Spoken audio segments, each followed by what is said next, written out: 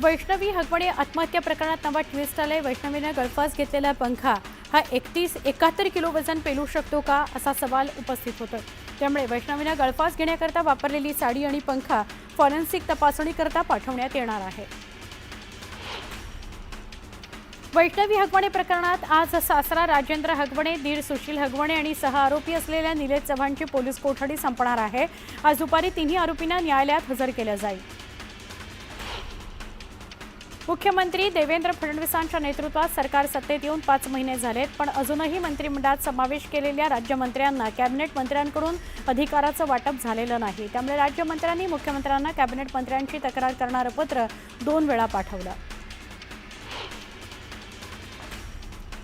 धनंजय मुंडेंविरोधात भ्रष्टाचाराची तक्रार केल्याप्रकरणी अंजली दमानिया जबाब नोंदवणार आहेत। त्यामुळे आता पुन्हा माजी मंत्री धनंजय मुंडेंच्या अडचणीत वाढ होणार का असा सवाल आहे। दमानियांच्या जबाबातून काय समोर येतं हे बघणं महत्त्वाचं आहे।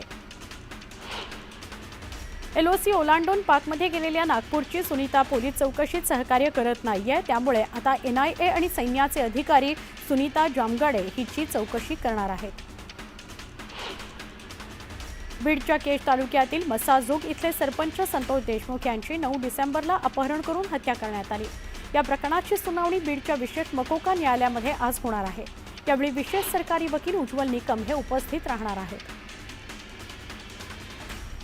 उपमुख्यमंत्री अजित पवारांनी विरोधकांना सज्जड दम देत इशारा दिला, मी कुणावरही टीका करणार नाही, मात्र माझ्यावर कोणी चुकीचे आरोप केले तर मी शांत सुद्धा बसणार नाही असा थेट इशारा त्यांनी विरोधकांना दिला।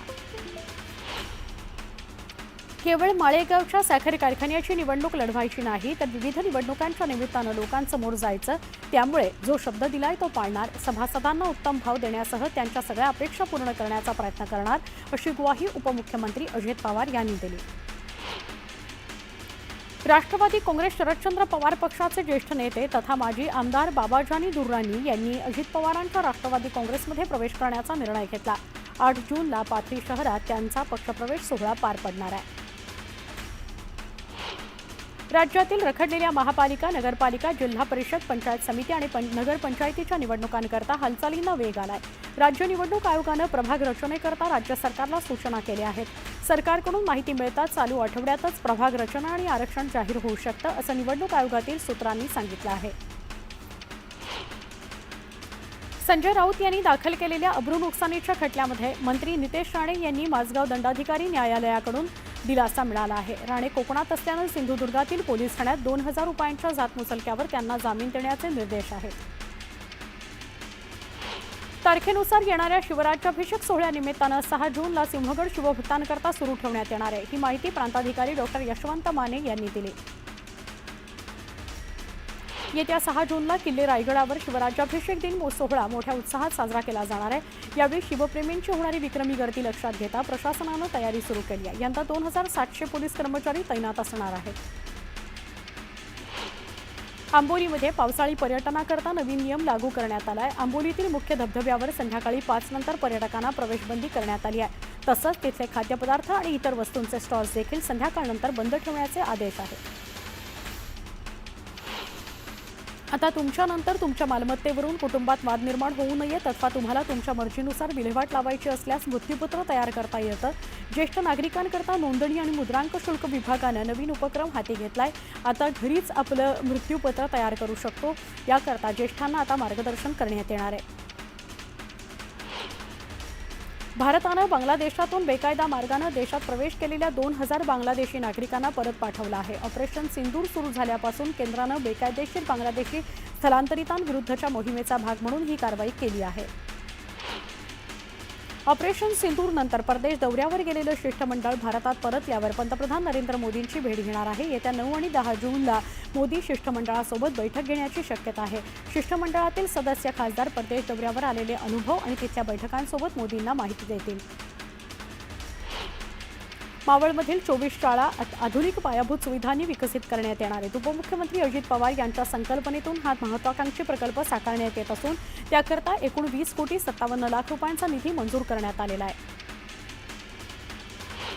सोलापूरच्या विठ्ठल सहकारी साखर कारखान्यामध्ये 347,67,67,00,000चा भ्रष्टाचार झाल्याचा आरोप कारखान्यातील सेवानिवृत्त कामगार आणि व्यापाऱ्यांनी केला। याकरता गेल्या 8 दिवसांपासून उपोषण सुरू आहे।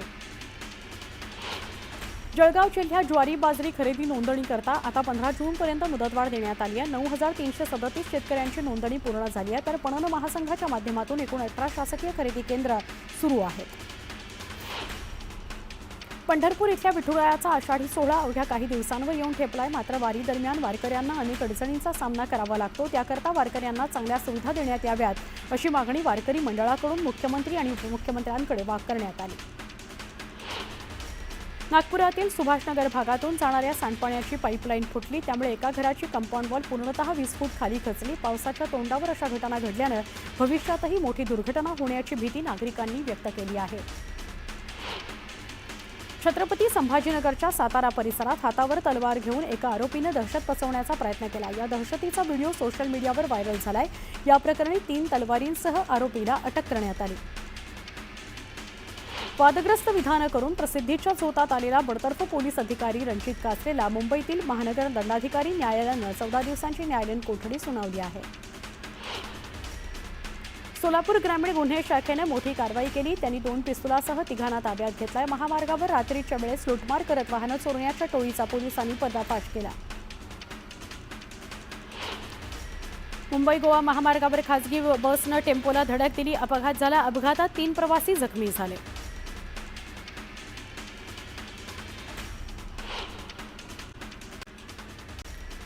देशातील बँकांच्या ठेवीतील वाढ मार्च अखेर संपलेल्या आर्थिक वर्षात मंदावली आणि 10.6% आली. त्याआधीच्या आर्थिक वर्षात ही वाढ 13% होती.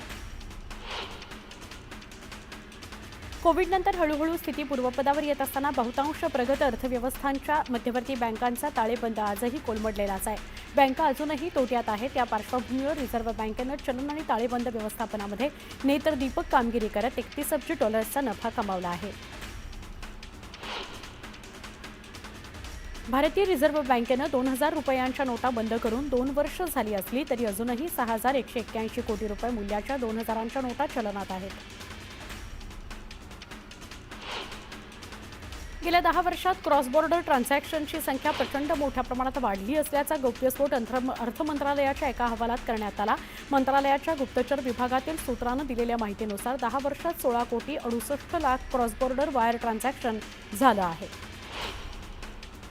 वांद्रे वर्सोवा सागरी सेतूच्या जुहू आणि वर्सोवा इथल्या कनेक्टरचा पश्चिम द्रुतगती महामार्गापर्यंत विस्तार करण्यात येणार आहे. या विस्तारित कनेक्टरच्या कामाकरता 19 हेक्टर जमीन लागणार आहे. त्यातील 1.37 हेक्टर जमीन वन विभागाची असणार आहे. हवामान विभागानं वर्तवलेल्या अंदाजाच्याही 15 दिवस आधी दाखल झालेल्या पावसानं मुंबईसह राज्यात सर्वदूर हजेरी लावली. पण मुंबईला पाणीपुरवठा करणाऱ्या 60 तलाव क्षेत्रांकडे पाठ फिरवल्यानं मुंबईचा पाणीसाठा आटत चालला आहे. त्यामुळे येत्या काळात दमदार पाऊस पडला नाही तर मुंबईवर पाणी कपातीचं संकट येऊ शकतं. ठाणे पालिकेच्या क्षेत्रात उद्या 12 तासांकरता पाणीपुरवठा बंद राहणार आहे. पावसाळ्यापूर्वीच्या आवश्यक देखभालीच्या कामांमुळे हा निर्णय घेण्यात आलाय. दरम्यान नागरिकांनी पाणी जपून वापरावं असं आवाहन करण्यात आलंय. महापालिकेने ठाण्यातील कोचाळे गावात उभारलेल्या मध्यवैतरणा धरणावर 20 मेगावॅट क्षमतेचा जलविद्युत आणि सोबत सौर ऊर्जा असा संकरित वीज निर्मिती प्रकल्प विकसित करण्याचा निर्णय घेतला आहे. बऱ्याच वर्षांपासून तांत्रिक कारणांनी रखडलेल्या या प्रकल्पाला पुन्हा चालना देण्याकरता स्वतंत्र अभियंत्यांची नेमणूक करण्यात येणार आहे. मुंबईमध्ये मेट्रोची कामं सुरू असलेल्या ठिकाणांची सुरक्षा तपासणी करावी. आपत्कालीन परिस्थितीत अंधेरी घाटकोपरसारख्या जास्त गर्दीच्या मेट्रो स्टेशन्सवरून प्रवाशांना बाहेर काढणं, अन्य वाहतूक सुविधा उपलब्ध करून देणं याकरता आपत्कालीन आराखडा तयार करावा असे निर्देश मुंबई उपनगर जिल्ह्याचे पालकमंत्री आशिष शेलार यांनी MMRDAला दिले आहेत. गेटवे ऑफ इंडिया इथल्या रेडिओ जेट्टी ते नवी मुंबई विमानतळादरम्यान वॉटर टॅक्सी सुरू करण्याचा प्रस्ताव आहे. यासाठी बंदरे विभागानं याबाबतचं नियोजन पूर्ण करावं. तसंच गरजेच्या ठिकाणी जेट्टी उभारण्याकरता प्रस्ताव तयार करावेत असे निर्देश मत्स्य व्यवसाय व बंदरे मंत्री नितेश राणे यांनी संबंधित विभागाच्या अधिकाऱ्यांना दिले. देशातील अव्वल विमान कंपनी असा लौकिक असलेल्या इंडिगो कंपनीनं आणखी 30 विमानं खरेदी करण्याची घोषणा केली आहे. एअरबस कंपनीची A350 जातीची ही विमानं असतील. मुंबई पालिकेचा पवई तलाव स्वच्छ आणि सुंदर करण्याकरता साफसफाईच्या कामांना वेग आलेला आहे.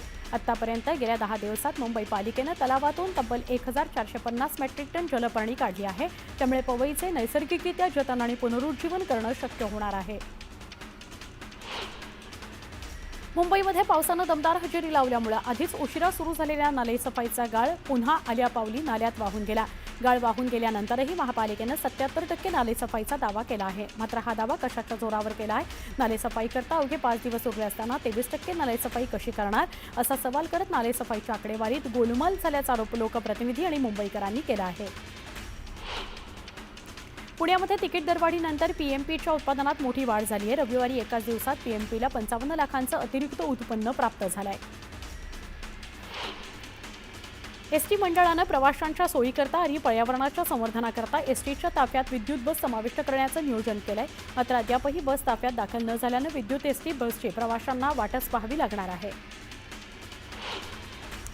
राज्य सरकारी कर्मचाऱ्यांना देण्यात येणाऱ्या वैद्यकीय बिल परिपूर्ती योजनेमध्ये बदल होण्याची शक्यता आहे। या कर्मचाऱ्यांना 5 लाखांपर्यंतचा कॅशलेस उपचार हे महात्मा फुले जनआरोग्य योजनेतून देण्यावर सरकार स्तरावर गंभीरपणे विचार सुरू आहे। त्यामुळे 1500 कोटींची बचत होणार आहे। पुण्याचा वाढता विस्तार लक्षात घेत बनास ते चांदणी चौक आणि रामवाडी ते वाघोली या विस्तारित टप्प्यांना केंद्रीय मंत्रिमंडळानं परवानगी द्यावी याकरता नुकतीच दिल्लीत चर्चा पार पडली। यावेळी हा प्रस्ताव लवकरात लवकर केंद्रीय मंत्रिमंडळासमोर देण्यात यावा अशी मागणी मुरलीधर मोहोळ यांनी केली आहे। मणिपूरमधील इम्फाळमध्ये पाऊस आणि पुरामुळे लोकांचे हाल झाले। मुसळधार पडणाऱ्या पावसामुळे पूल आणि रस्ते पाण्याखाली गेले। पुरामुळे दुकानं पाण्यात बुडाली।